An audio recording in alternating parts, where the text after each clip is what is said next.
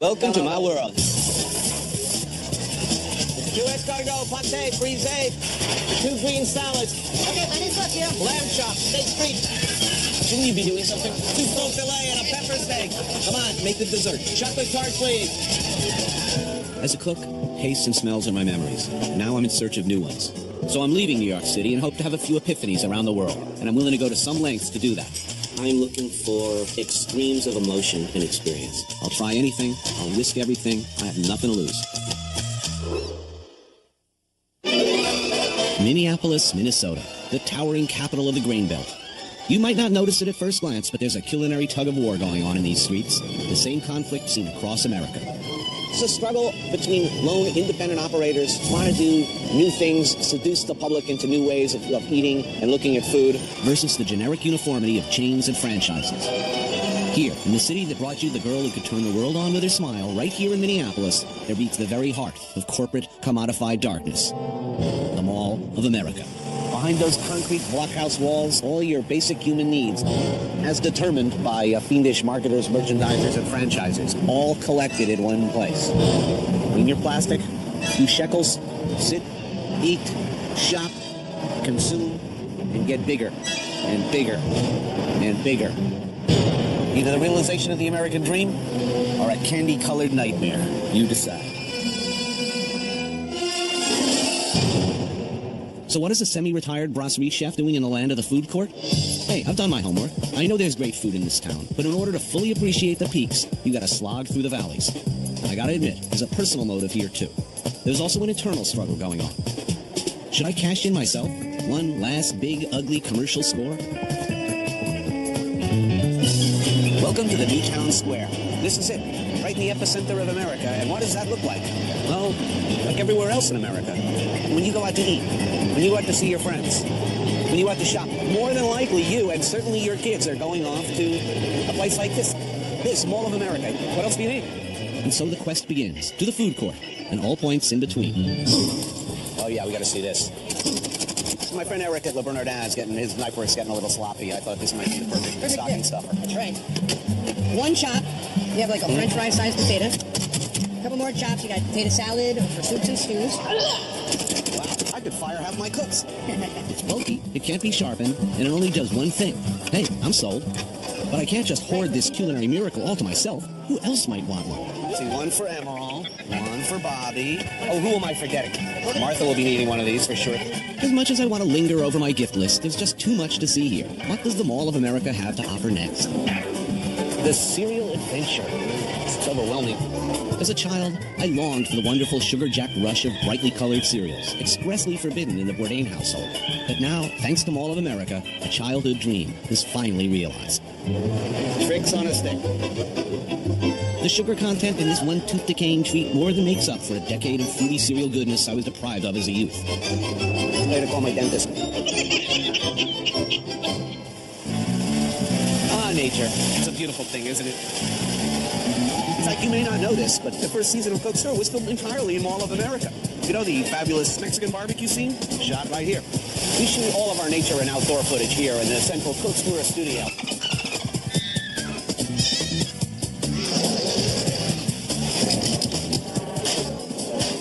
And of course, you remember the Cambodian bar scene?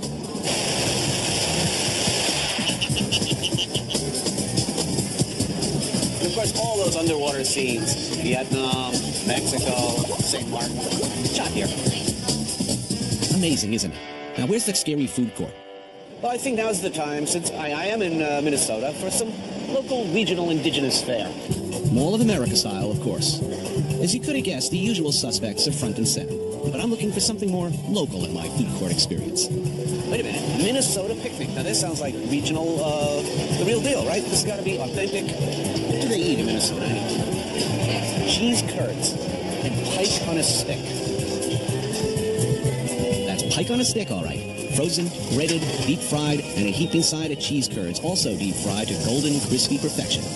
Now, I know what you're thinking. Tony, food that's fried, food that contains cheese, food that's on a stick. Can it get any better than that? Oh, yeah. At the Minnesota picnic? Yes. Yes, it can. A deep-fried cheesecake, guaranteed to make your cardiologist busier and wealthier. Deep-fried cheesecake. All right. Good to go. Pike on a stick. Cheese curds. Ooh, it's like batter fried string cheese. Look at this. This is a tradition I don't know whether it should spread. Oh, Jesus God, that's awful. It's like, doctor, I'm not getting fat enough. How may I hasten the process? This is perhaps our most dangerous export. It was never nuclear weapons of the CIA. It was this, our fast food culture. It's a terrible sameness, a lowering of expectations, and the ease and convenience of having it all within reach of one's pudgy fingers. Hey, Skinny, have a cheese curd. Join us. Maybe it's the cheese curds. Maybe it's the sugar. Maybe it's just greed. You know, maybe the idea of brand names, franchises, mass market, maybe it's not a bad racket. I should get a piece of the action too, right? I gotta call my agent. I can see big things shaping up here. Back at the hotel, I'm feeling a little restless as I struggle to digest that fried cheesecake and ponder the possibility of a lucrative line of Bourdain-branded products. Now here he is, Mr. No Fish on Monday himself, Tony Bourdain! Well, Mr. No Fish on Monday, what did you bring for us today? Well, Janice, I have something very special. Many in our studio audience and many of our viewers at home have been using what really is an antiquated and frustrating kitchen utensil. And let me show you what that is. Adam? Oh, Tony, I think you've hit a nerve. Well, aren't we all tired of pulling, tugging, and destroying our ice cubes? I have the solution. Look at that. Wow, Tony, those are brilliant. Janice, this is a futuristic amalgam. It's made of the same material as the stealth bomber. You torque it like this, and the cubes come out perfect every time. And look at those cubes. Super fantastic, Tony. And that's not all. Adam, what else do we have? Chef, we also have the wonderful Anthony Bourdain bobblehead doll. Oh, isn't that great? It really is super, super yummy fantastic. And to prove that I'm not the blowhard, self-absorbed, narcissistic huckster that I really am, each order will also get a beautiful iron-on embossed dish towel. These are just like the ones we use in professional restaurant situations. So come on, people, start rocking the phones. You know the number. So, Tony, what are we going to talk about after the break? Well, Janice, it's a little something for the sour tummies of traveling chefs. I call it Tony B's Liquid Cork.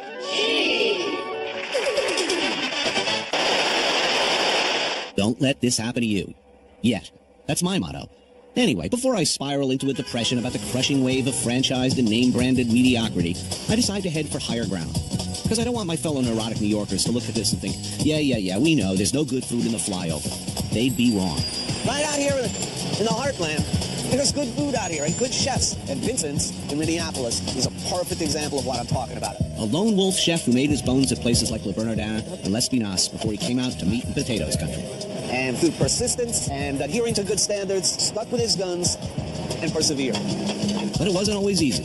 Moving into town with a fancy French culinary background and French name is not always an asset. What was it like when you first opened out here? You know, I stay conservative at the beginning. You have to. You cook things that people like. I know there are some people try to open this kind of restaurant 10 years ago, and they just went down because they weren't ready, the people. He was smart. He realized he had to gain the trust of the people first before he could start hawking stuff like sweetbreads and pied cochon.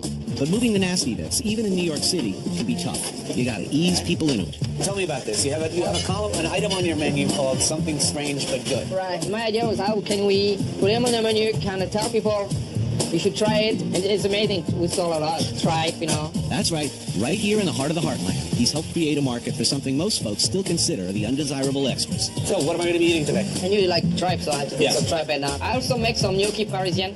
Beautiful. All right? That sounds great. So while Vincent gets to work in the kitchen, I decide to pay a visit to some of his best and brightest. Setting up for dinner. And in some cases for tomorrow. I mean, getting ahead. You know, this is a time in between service periods where you got to get your work done. I used to hate service. I always felt like, you know, damn customers were interrupting my work. He's making the pate. Liver's in there. Chicken. Are you in this business for life? This is what I miss. I'm sorry. Can you show us your burns? Yeah, today, I feel like such a wuss now. You just got the little one. Cool. Yeah. Any good ones? Oh, good one. Show us your burns. You been drinking while you work? Those are good. There's those inside here. Yeah, I miss those. The sign of honest toil. Even if this man were wearing like an Armani suit, you'd be immediately recognizable to any and all other cooks and restaurant professionals. Meanwhile, in more civilized parts of the kitchen, Vincent is putting the finishing touches on some old-school favorites. Tripe Normandy. Tripes cooked in apple cider and bacon and Parisienne-style gnocchi with sautéed porcini mushrooms and a mushroom broth. Voila. So, something strange but good is actually also something really good and classic and old school. Yeah, I mean, this is classic French. This is, Americans used to eat it. Yeah. But, before the 40s. Why everybody's eating burger? Fast and easy, convenient. We got rich. We didn't have to learn how to cook all those nasty bits anymore. Go right to what we used to think was the best part and ignore everything else. Yeah, I think it's changing. I think it's changing. I do believe people want to go, learn stuff, have fun. Eat better. Eat better, that's what is great. That's what it's, So there's hope for the world. yeah, there is. My favorite friend say, it's not too bad for a French guy in Minnesota. A new day brings new hope in my quest for something beyond the food court and the Uber Mall. And while I'm encouraged by yesterday's trip to Vincent's, I can't help but feel that the monolith of mass production is not far behind me, always in the ready, waiting to strike. American artisanship, it's come to this, and it's getting closer. Hello. Heart-cloggingly good. Anthony Bourdain, trampled by spam in central Minneapolis. The struggle continues. Now, some of you might be thinking that I'm only advocating fancy, wallet-busting restaurants. Please, don't get me wrong. You don't have to be a 3-star Michelin, 4-star New York Times, however many mobile diamonds or whatever, for me to like. You could be local, independently owned and operated neighborhood joint. Take, for example, the Sample Room, where chef and owner Michael McKay is helping to bring good food to Minneapolis. Far from that soul-destroying mall, he gets people in there with immaculately prepared recipes of local favorites like meatloaf, breaded walleye, and sausage. And then he slips them some pate and goat cheese to boot. Yes. Let the revolution begin. All right, see, the whole thing is, the evil spuds behind generic chain food, right? You expect so little, you get exactly what you expected, maybe less. Here, you walk in, you sit down at a bar at a neighborhood joint, and you get, oh look, it's Escoffiers pate recipe. It's homemade sausage, homemade mustard. You go in with moderate expectations, and you get so much better. That's right. Actually, I find that people are quite adventurous. It depends on the crowd. We get some of the local neighborhood people who have lived here their whole life will come in. There will be 6 of them. They'll order 6 sausage platters. That's what they want. Then I get some hipsters from uptown coming in here, and they go all over the place. I'm going to come back here in a year and see a bunch of welders and electricians and elevator operators who just knocked off work, swirling from me a cruise in their glass, consulting the wine list. I'm actually impressed by some of those guys are really coming around that way. You betcha. Good food should be a blue-collar thing. Yeah, the whole French concept of the bistro, the brasserie, French regional country cooking. Essentially, those are French versions of this. It's not mom or pop, but it may as well be because he spends at least as much time as mom or pop would. It's personal. The decision to make this pate is a personal decision. It comes straight from the heart. My soul on a piece of paper. Okay, I'm encouraged. I'm feeling pretty good about things now. The good guys are gaining ground on a battle for personal, unique food. And I know where to find another reliable source of culinary independence. When you're talking about America, what makes America great, really? It's a big country. Well, America's always been a magnet for people from someplace else to come and bring their own traditions and their own supply train to make something good. So a little ways off the path, I'm able to find a good example. Saigon Cafe. America's a nation of immigrants. And recent immigrants are often the ones who hang on to their culture most fiercely. When you're not only struggling to make good food, but struggling to hang on to your whole cultural identity and your sense of yourself, chances are you're making good food. You're not confused. You're not out there making, teriyaki burger. Proud cooks are good cooks. Okay, enough social observation. Let's eat. Spring roll gotta have. Saigon special, fresh eye round, flank, brisket, tripe, tendon, and beef meatball. Yeah, baby, that's gotta be good, right? Of course, in Vietnam, you drink tea while you're waiting for your coffee. Oh yeah, slow brew Vietnamese coffee over condensed milk. Now, I happen to think this is one of the most beautiful sights you can encounter. There's this part where it all drips, and then there's the part where it all runs over the ice. Oh, yeah. You're making chocolate milk. You know that chocolate syrup that accumulates at the bottom and there's a thick syrupy layer? Kind of like that, only different.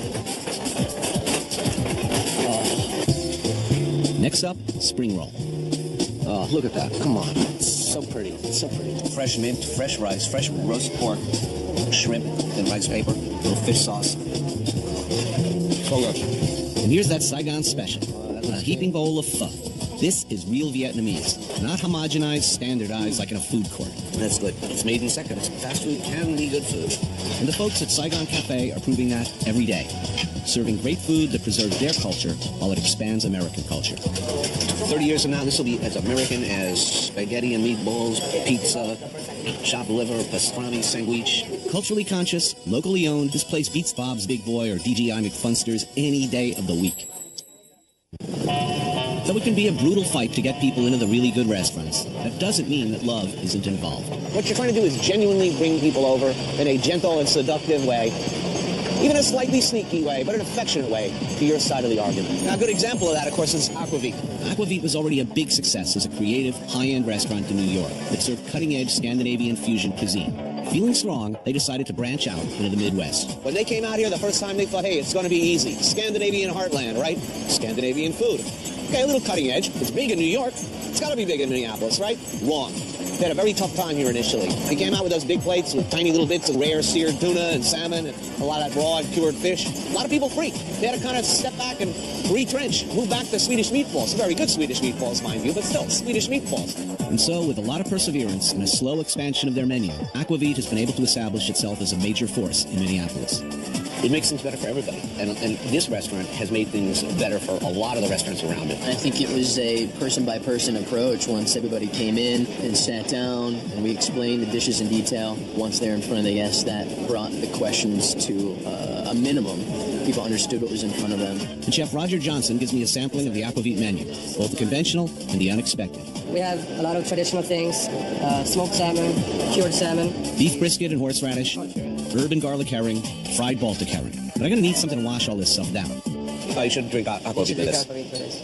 Cancel the night shoot. So what do you drink at Aquavit? Well, Aquavit, which is potato-based vodka. We do everything from raspberry to passion fruit to cloudberry to gooseberry.